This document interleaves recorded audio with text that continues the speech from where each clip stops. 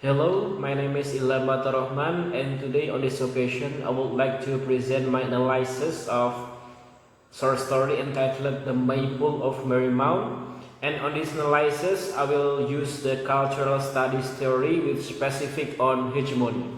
And the topic that I use in this presentation is entitled The Practice of Cultural Hegemony by the Puritans Against the Marymounters in the short story The Maypole of Marymount. So in the second slide are the table of contents. The first is the point number 1 is the definition of cultural studies, and the second point is the definition of hegemony. The third is the Maypole of Marymount, the literary work itself, and the fourth is analysis of the literary work. So the first is the definition of cultural studies. Cultural studies is an academic subject that studies cultural phenomena in various civilizations by combining political economy, communication, sociology, and so on. You can read by yourself. And cultural studies really borrows from various disciplines in the social humanities field.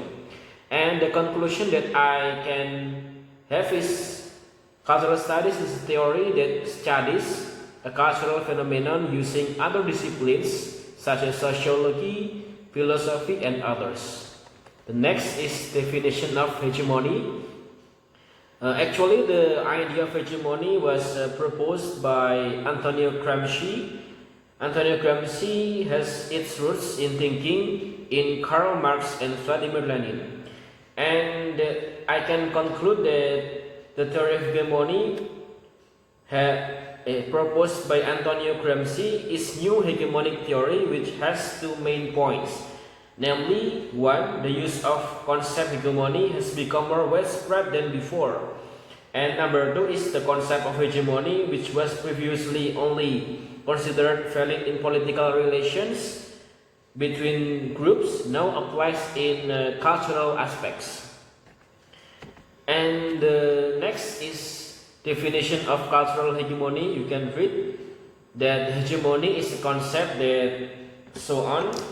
And what I can conclude in this slide is cultural hegemony is an attempt by a group to dominate other group that is weaker to cultural aspects. Usually they force a weaker group to follow the cultural values they profess.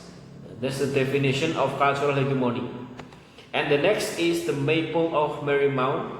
The Maypole of Marymount by Nathaniel Hawthorne. The Maypole of Marymount is a short story by Nathaniel Hawthorne.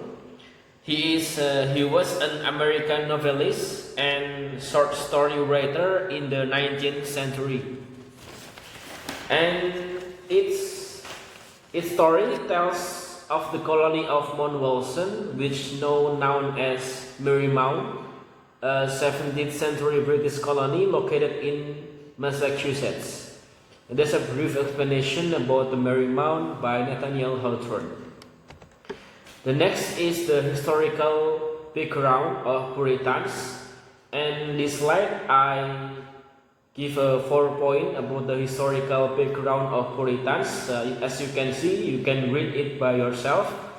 And from this slide I can conclude that Puritans are a group that is fanatical about Protestant Christianity. They have been around since the late 16th century in England, and they are a group that opposes all kinds of traditional rituals and festivals that are against the principles of their religion.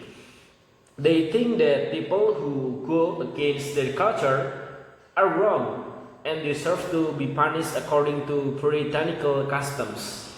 And there is the historical background of Puritans. They are a fanatical group about Protestant Christianity. And the next is the historical background of Marymount. As you can see, Marymount was originally people who lived in the Puritan colony of Plymouth, Massachusetts. And from this slide, I can take a conclude that the Marymounters are a group of people who left their old place of residence because they couldn't obey the cultural rules there. They live because they have different life principles. They prefer to spend time for having fun, such as partying, dancing, performing traditional rituals, and others. And so from the two background, we can take a conclusion that there are have different cultural values. So the next is the difference of cultural values between Puritans and Marymounters. So the first is Puritans. Actually, after knowing the background of the two groups, as I said before, we can conclude that the two groups have very opposite cultural values. The Puritans is a group that has fanaticism against the Protestant religion. They consider that everything related to ritual, luxuries, pleasures is a sin and should not be done. The people who commit these acts must be punished. It's the cultural values that Puritans use. They are very fanatic with Protestant religion. This can be proven by a quote from the story which reads in paragraph 18. You can see in my slide, unfortunately there were and blah blah blah. It's a proof of a Puritan's tradition who very fanatic in Protestant religion. And the next is Marymounters, the cultural values of Marymounters. And actually Marymounters is a group that tends to choose to live happily. So they are very different from Puritans. The atmosphere of happiness always radiates every day there. They are very happy to hold parties, festivals, and traditional celebrations such as dancing and others. And it can be proven by the paragraph 3 in the text and the paragraph 16 in the text. It proves that Marymounters have a very different cultural values from Puritans. And the next is the main point that say the practice of cultural hegemony by the Puritans against the Marymounters. So the first evidence can be seen from the quote from paragraph 25 in the story, which say, "And with his kinsword Endicott and blah blah blah." So in this quote, Endicott bravely attacked the holy Maypole.